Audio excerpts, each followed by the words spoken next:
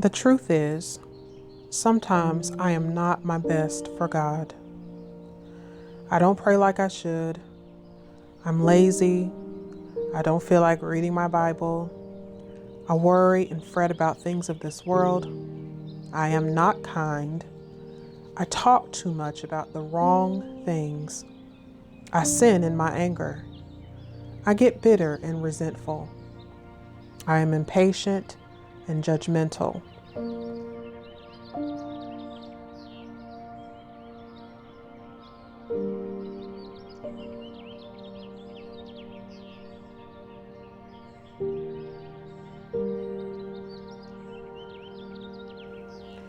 I don't pray like I should because I don't want to ask or depend on God for the things that I need. My wisdom is best, only it's not. I don't read my Bible because I don't want to hear what God has to say because His ways are totally not my ways. His ways make me uncomfortable.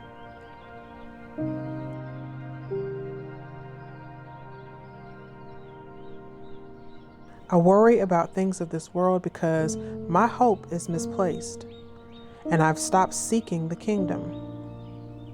I am impatient and critical and judgmental because I lack love and grace and gentleness and self-control. I sin in my anger because I have let the enemy take up residence in my heart. This is the truth. I am full of pride. So much so that it causes me not to be still before the Lord and know that He is God.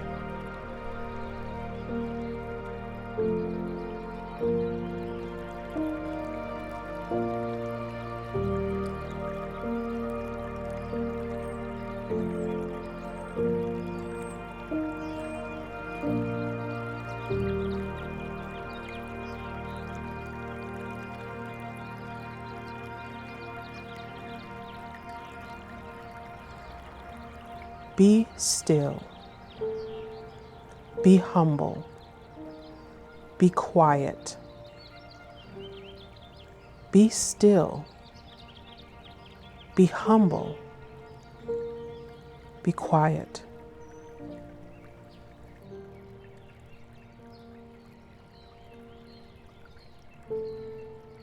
When God tells me to be still, I must give my complete self over to Him. Without complete surrender, I will continue to struggle. My flesh will prevail.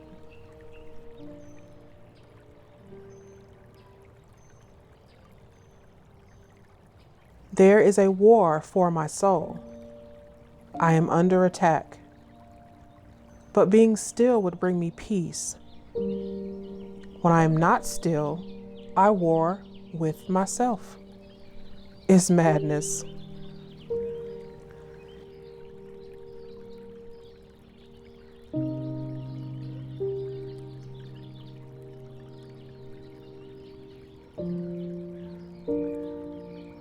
Being still means that God is in action and He will not move until I have stopped moving. In all of my weaknesses, His strength is made perfect if I would just be still. Being still is so hard for me. If you know me, then you know that I don't take anything lying down. If something isn't right, I say it. If something isn't fair, I point it out. I like detailed planning, and when things don't go accordingly, I become slightly unglued. Therein lies my pride that I mentioned earlier. Pride is not stillness. Humility is.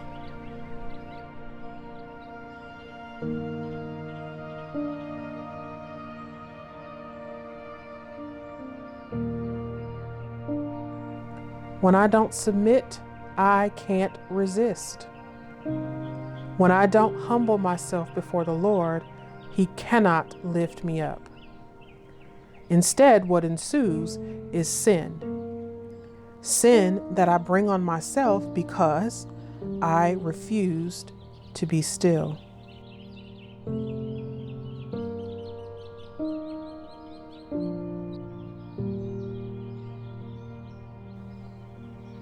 Stillness is the only way that I need to respond to anything. And the Bible tells me so.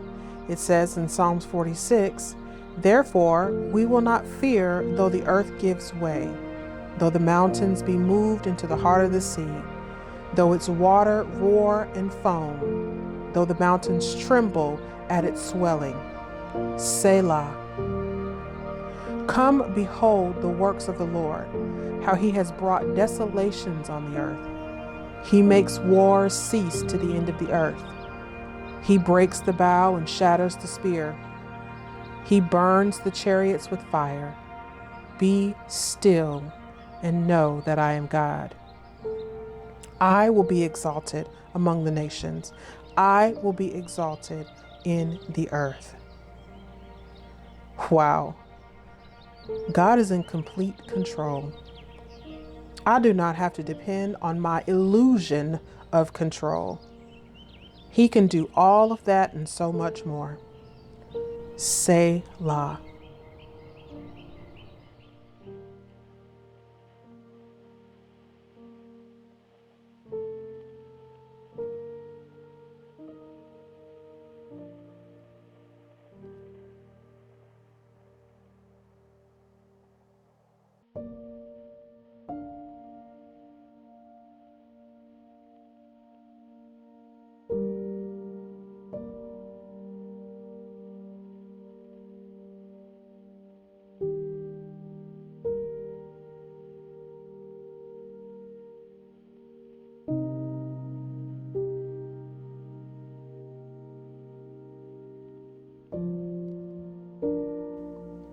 My world may be falling apart, but that's fine. Be still. When I am not being still, I am exalting myself. There goes that pride again, from which all of my sin is birthed. But when I am still, God is exalted.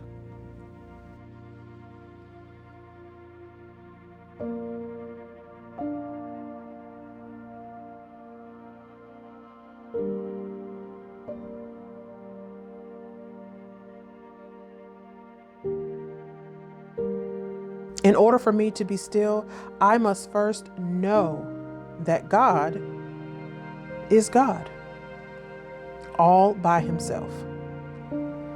He doesn't need my help. It's not my job to be in control. It's my job to know who is.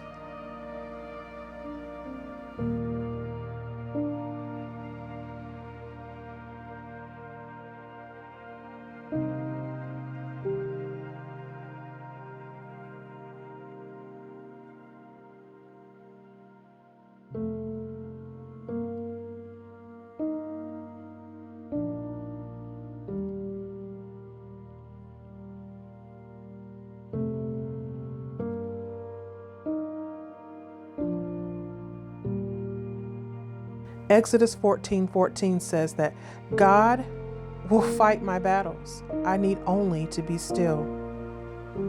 This is so against my natural instinct to fight or flight when I am under attack. When I submit to God and resist the devil, he flees. He flees because he sees that I'm letting God fight for me. He doesn't stand a chance. What God has for me is for me. Period. There is no need for me to put up a fight about anything. What God has for someone else is for someone else. Being still means that I can wait patiently for the Lord to pour out his blessings specifically for me. Being still means not comparing. Being still means minding my business and my blessings. God has already gone before me, so there's no need for me to get ahead of him.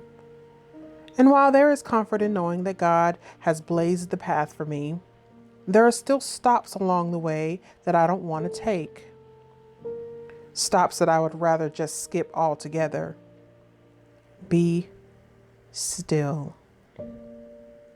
Stops have purpose. Stops are a part of the plan. Stops are a part of the journey. Being still means asking God, what do you want me to learn here so that I can move on to the next place? This is so hard for me because I'm often in too much of a hurry. Stop. Be still. I know the plans I have for you. God has ordered every one of my steps. Be still. It's only in stillness that I find God's presence. Only when my mind is quiet do I truly hear from God. Only when I stop and listen, Selah, do I hear his still small voice.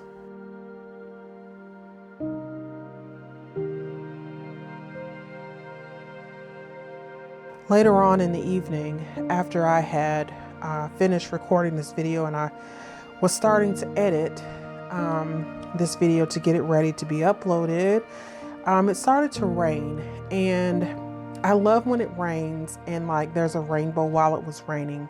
But there was something very different about this rainbow this afternoon. It was so bright and so big that I had to rush to our front door just so I could capture it. And wouldn't you know that it looked like it was just sitting on our front lawn. And if you know the story of Noah and how it rained for 40 days and 40 nights, that the rainbow that God sent was a sign, was a covenant to Noah, a promise that the earth would never be destroyed by water again. And because I have basically spent the day with the Lord, I think this is such a beautiful way to close out this video with the promise of God that being still allows me to see his promises. Being still is a way for me to trust him and trust that he is faithful.